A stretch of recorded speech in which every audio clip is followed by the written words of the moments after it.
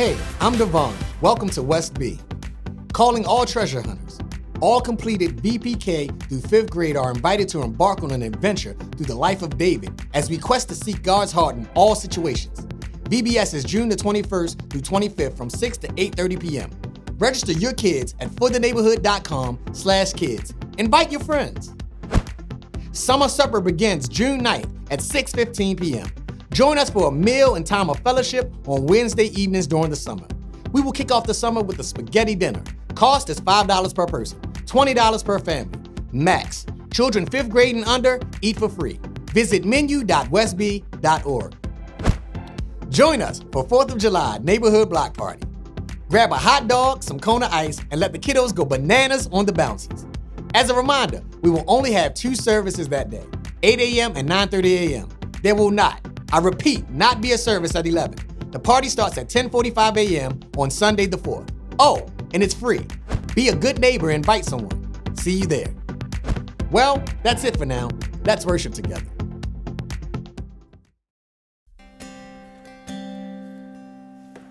I love you, Lord, for your mercy never fails me. All my days I've been held in your hand. From the moment that I wake up until I lay my head, I will sing of the goodness of God. 'Cause all my life you have been faithful, and all my life you have been so good. With every breath that I am able, I will sing of the goodness of God. I love your voice, and you have led me through the fire in darkest night. You are close like no other. I've known you as a father, I've known you as a friend, and I have lived in the goodness of God. 'Cause all my life you have been faithful, and all my life you have been so good. With every breath that I am able, oh, I will sing of the goodness of God. Yeah. Your goodness is running after, it's running after me. Your goodness is running after, it's running after me. With my life laid down, I'm surrendered now. I'll give you everything. Your goodness is running after, it's running after me. Your goodness is running after, it's running after me. Your goodness is running after, it's running after me. With my life laid down, surrender now, I'll give you everything. 'Cause your goodness is running after, it's running after me. 'Cause all my life you have been faithful, and all my life you have been so good. With every breath that I am able, and I will sing of the goodness of God. I will sing of the goodness of God. I will sing of the goodness of God.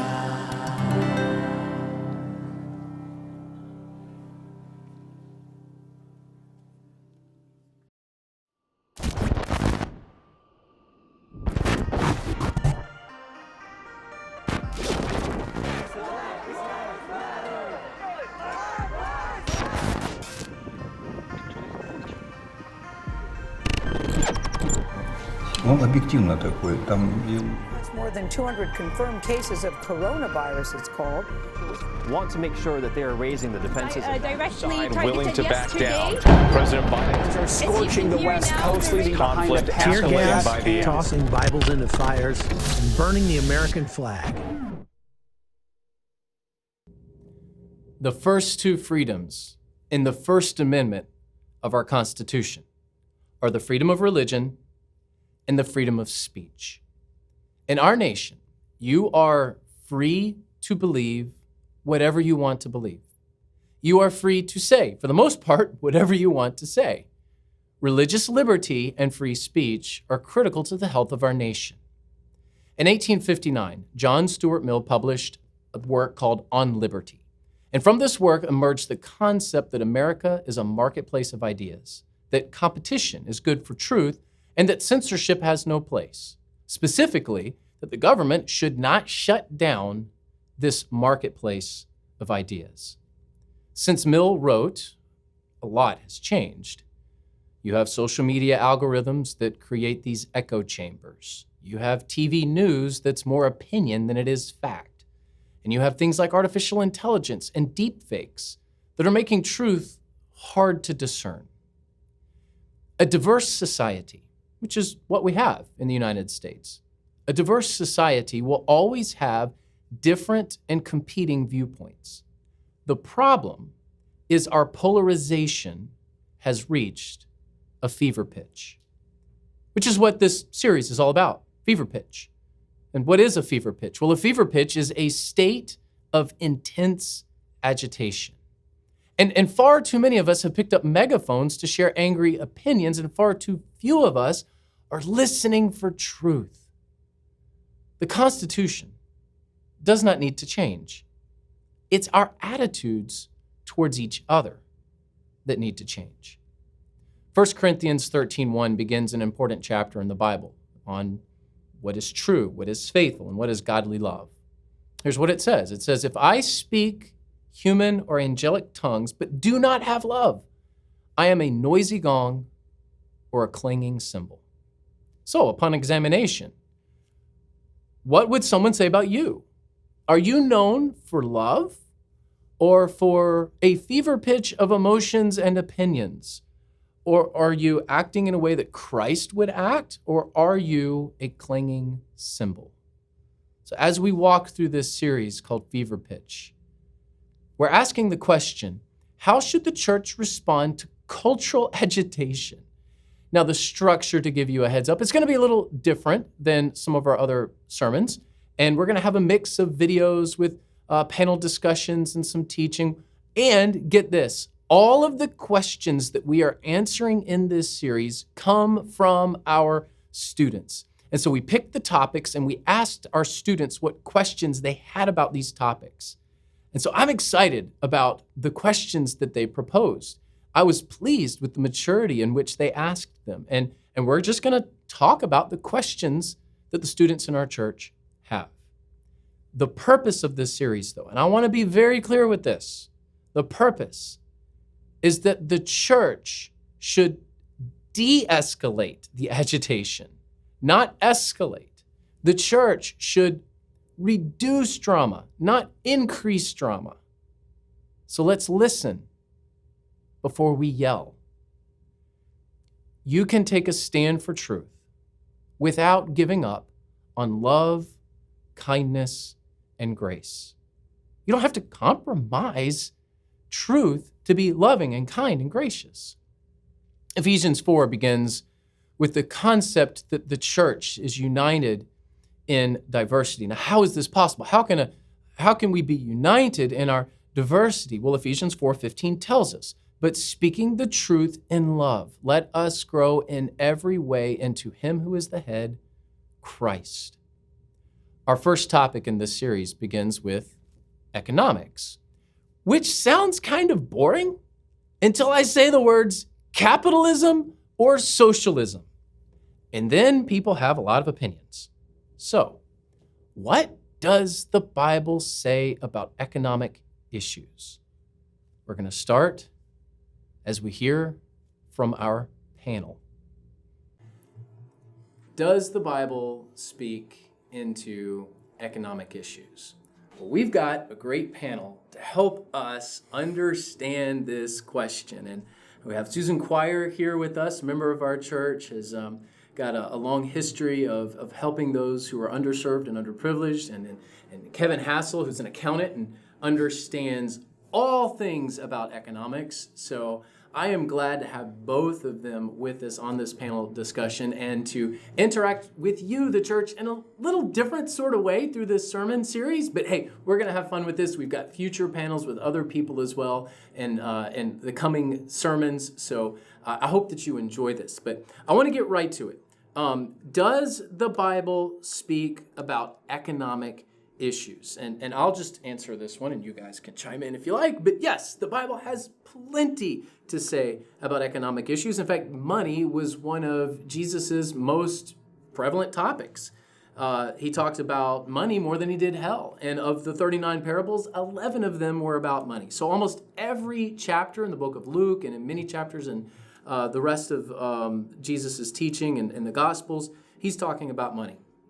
The Old Testament speaks to this as well. You've got Ecclesiastes chapter 5, which talks about the futility of pursuing more money.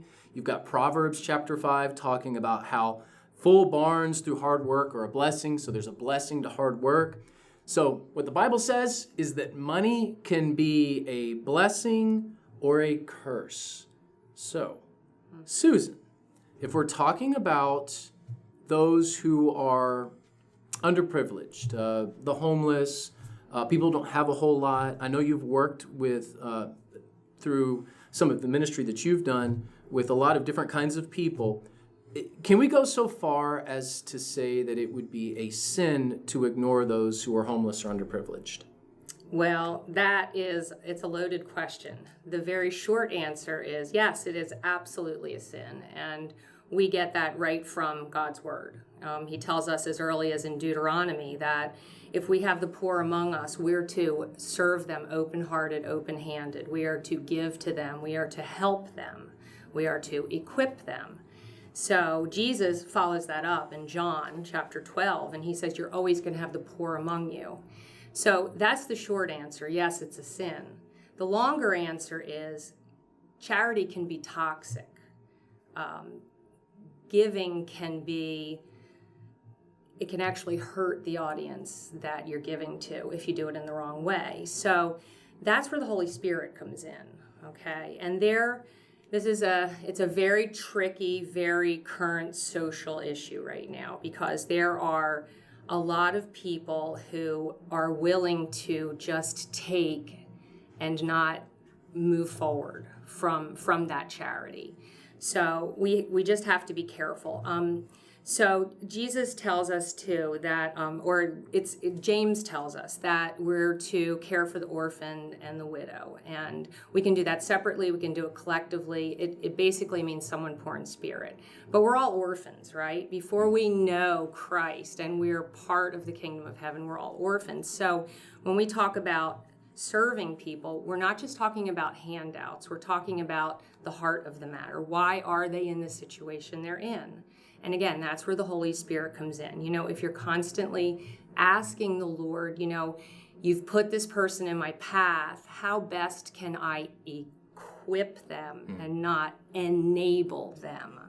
That's the key. So we want to constantly be asking the Holy Spirit to help us have that discernment in how we can help somebody not just put a Band-Aid on a problem, because when you rip it off, it's just going to come back. It's how can we help them come alongside of them, heart, mind, head, hands, okay, and give them a push.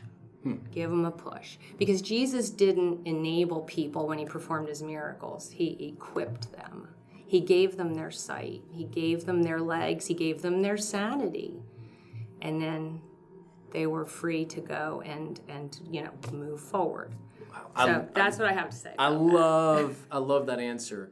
Yes, we are to do everything we can to help others. And in fact, it is a sin not to have a posture of wanting to serve and help others. But our charity can be toxic if we're not careful. and we need to equip people as we give to them, not enable them in their own sins that they may be. And that is an excellent answer. Thank you, Susan. Now, Kevin, what would you say about hard work and wealth? Does God really care about hard work and wealth? Let's go to hard work first. I respond to very forceful words. And so in Proverbs where it says, look at the ant, you sluggard. I mean, you slacker.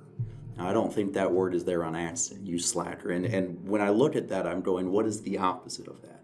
And the opposite of slacker, of sluggard, is by definition hard work. And if we are looking at this ant that God put on earth to do these jobs, how much more does he expect out of what we do within these organized functions and societies to help out those in need? And, in Colossians where it says, whatever you do, do it heartily unto God, not unto man. It's every single job that I have every day is not for you. It's not for a client. It's not for someone on the streets. It's for God and God's kingdom. So that's the hard work side. It's pretty easy for me to see. But does God care about wealth?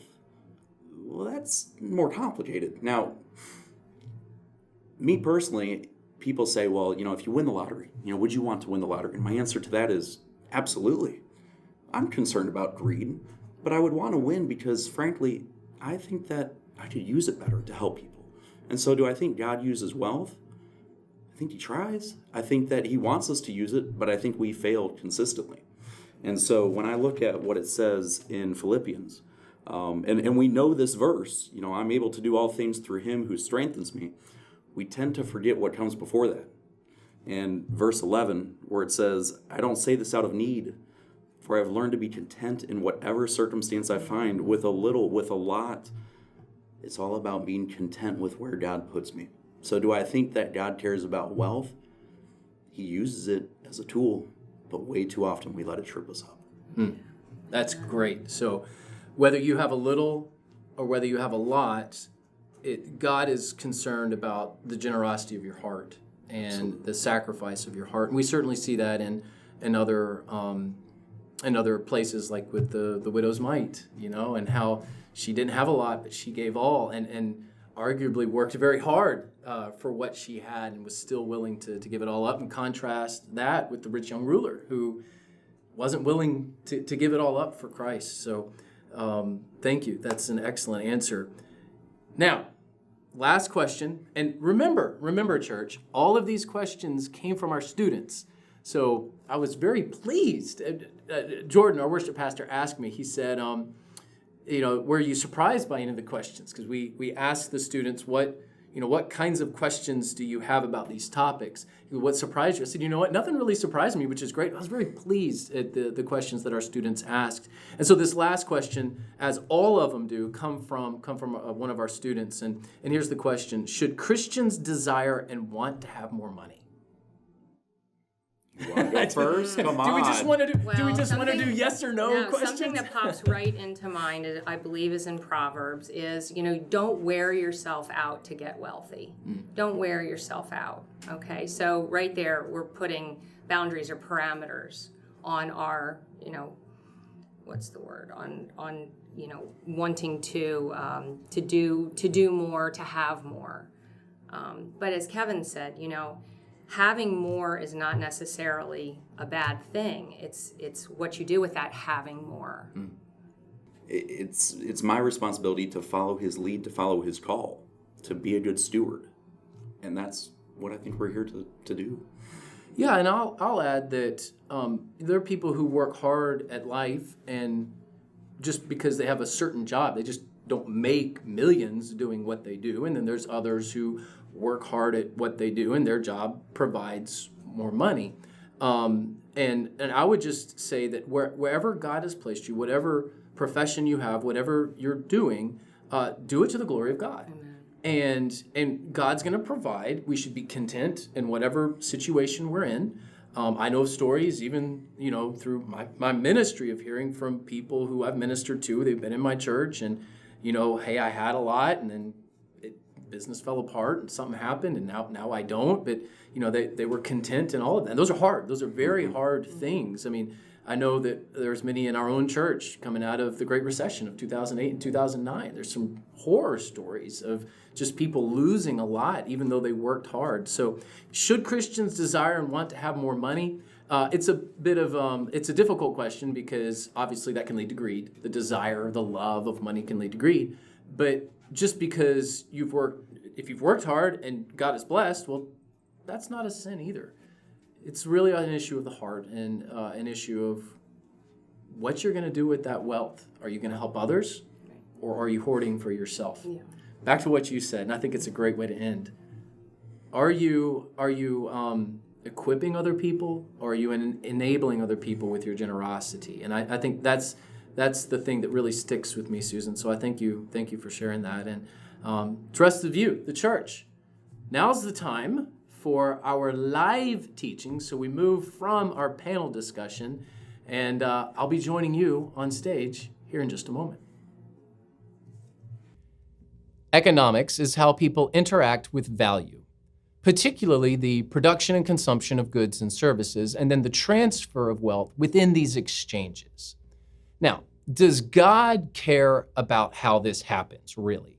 Does God really care about socialism and capitalism? Well, maybe not specifically about economic systems, because the Bible doesn't necessarily speak to the specifics of each of them, but I do believe, in fact, I know that he cares about how the transfer of wealth occurs within societies, because the Bible speaks to it a lot. So the better question is perhaps, how does God view money? And specifically, how does God view working for money? Well, all good work ultimately comes from God. Ephesians 4:28 says we are called to do an honest work and to share with others. And just so you know, work is not the result of sin. I think a lot of people believe that because of Adam and Eve's sin in the garden, that work was a result of that sin, and it's not. Work actually existed before the fall. And we see this in Genesis chapter 1, verse 26. It said, "Then God said, let us make man in our image according to our likeness.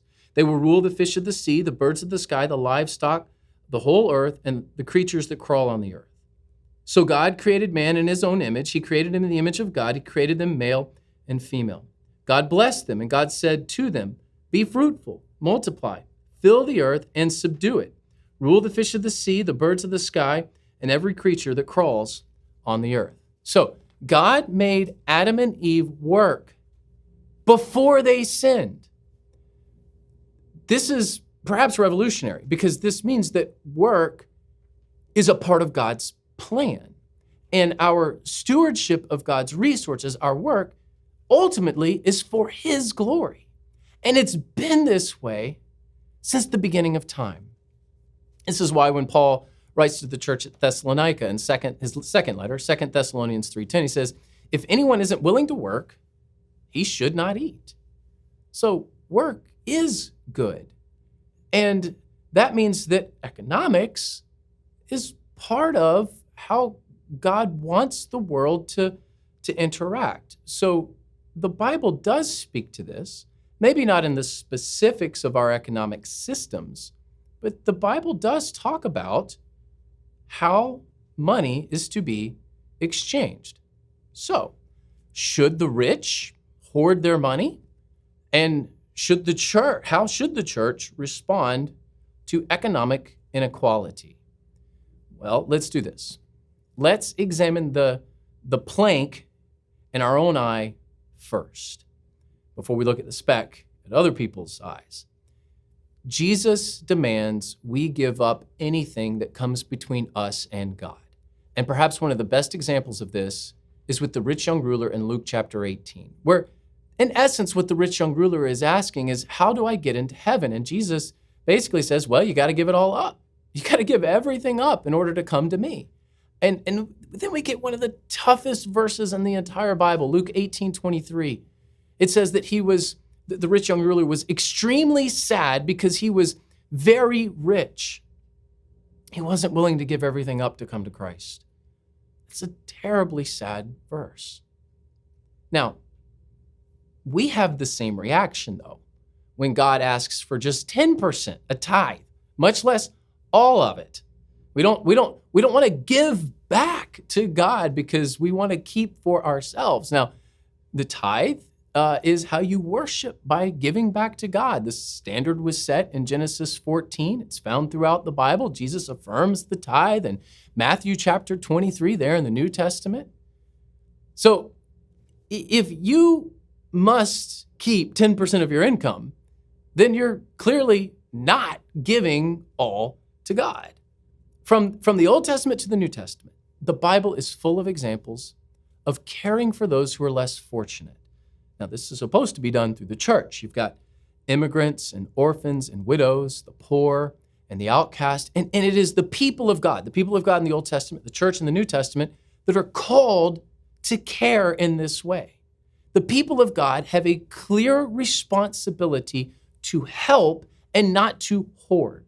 And the default position for Christians should be one of compassion, not antagonism.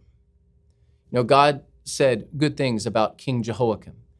In Jeremiah chapter 22, verse 16, it says, he took up the case of the poor and the needy, then it went well. Is this not what it means to know me? This is the Lord's declaration. What made the king good? What made the king good was that he was willing to help others who were in need. We find this in Proverbs as well, throughout the Proverbs. Let me take you to one verse, Proverbs 14:31. The one who oppresses the poor person insults his maker, but the one who is kind to the needy honors him. Jesus says in Luke chapter 12, verse 15, watch out and be on guard against all greed, because one's life is not in the abundance of his possessions. Now, I've mentioned this before, but for those of you who are watching this video, maybe you haven't heard this from me. There are really two types of greed. And you could probably argue for more, but let me give you some broad categories. There's really two types of greed. There's the desire for stuff, and then there's the desire for security. So the desire for stuff, that's materialism. That's a lot. When we think of greed, that's often what we think of. Is I want to get more money so I can have more stuff. I want more, and if I have something, I want the next best thing. That's materialism. That's the need for stuff. But there's also another kind of greed, which is the need for security.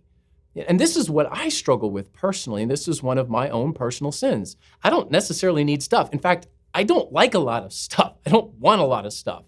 But I certainly like feeling secure. I don't want stuff. I just want to be safe. And when my bank account has a certain figure in it, boy, I feel safe, and I feel like I've done that. Well, that's greed. If I'm not relying on God for my security, and I'm relying on money for my security, that's greed. And greed is a blinding sin. I mean, materialists don't know that they have materialism. Here's the bottom line. You should work hard.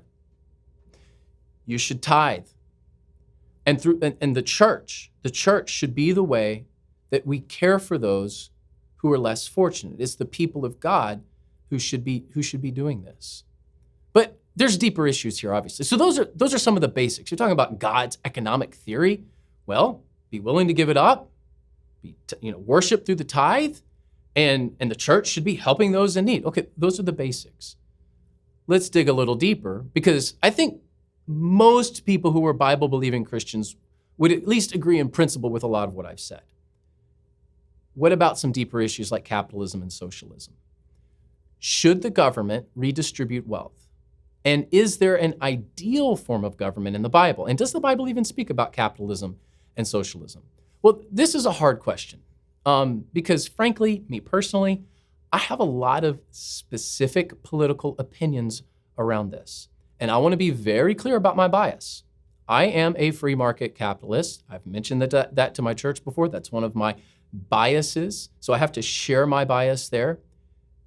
But it isn't about my bias. What this is really about is what the Bible says. So let's not think about our biases. Let's say, what is a biblical response? First, there is nothing wrong with the government providing a safety net for people with programs like Social Security. in all technicalities, nothing wrong with that. You may have issues with how it's administered, but biblically, the government providing a safety net is not an issue. The Bible is neutral on that as to whether government should or should not do that. Second, our system of capitalism that we have in the United States does have its problems. And even somebody who is biased toward that system, myself, I have to admit these problems. First, income inequality does occur within capitalism. And there's ways around that, and there's ways of remedying that, but it does occur, and we have to recognize that. Secondly, legalized drug use does occur within capitalistic systems. Thirdly, pornography, pervasive pornography exists because of capitalism. And these are very real problems that we must deal with. But the real question of socialism is, should the government control the means of production, distribution, and the transfer of wealth? Should the government be in charge of economics?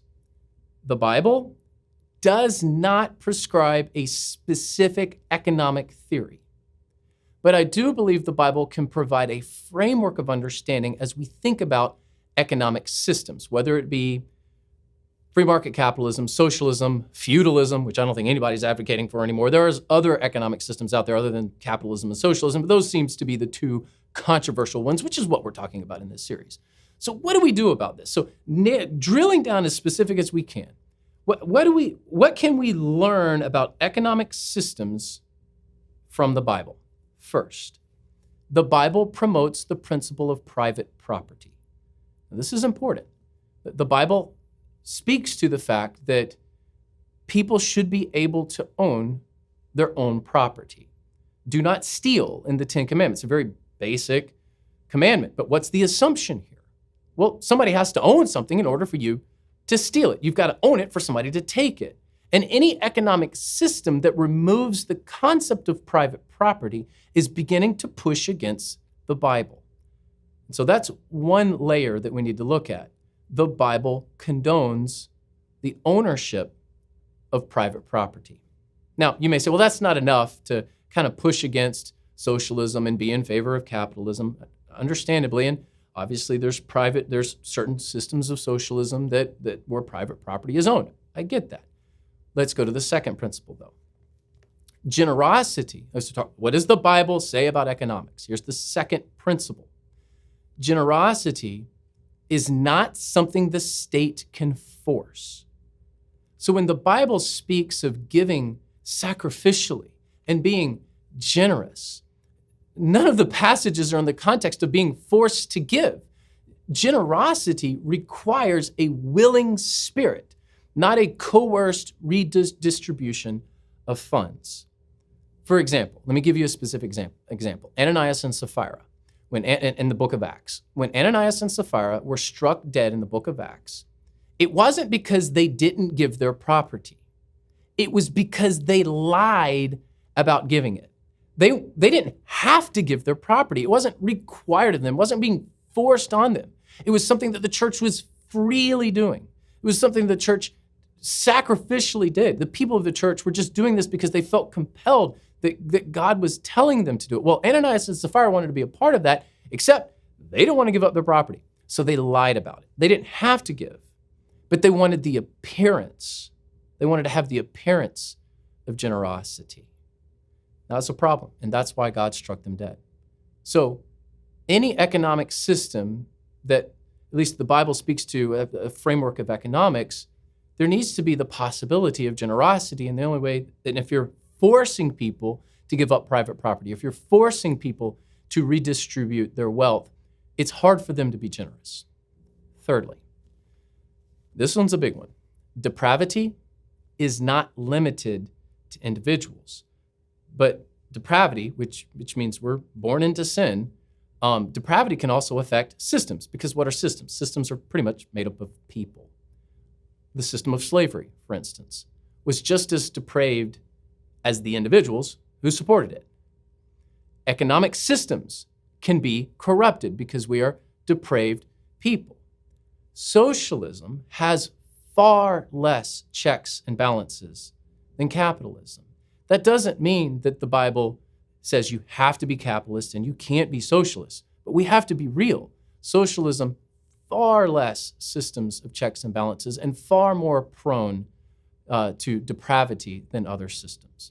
Ultimately, no ideology or economic system can manage our depravity. This is the big takeaway.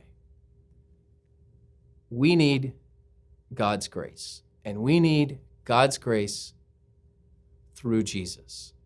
Our greatest responsibility is to the gospel. So I'm speaking to you, the church. The church does not exist to share capitalism or socialism, for that matter, whatever side of the fence you're on. That's not why the church exists. It may be good for us to have this kind and gracious debate, but in reality, the reason we exist, whether we're operating within a capitalistic system or whether we're operating within a socialistic system, our job as believers in Jesus is to share the good news of Jesus.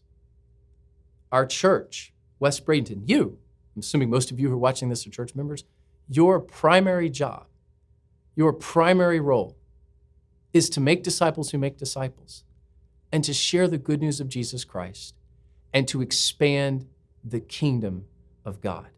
That's why we're here, and that's what we will do.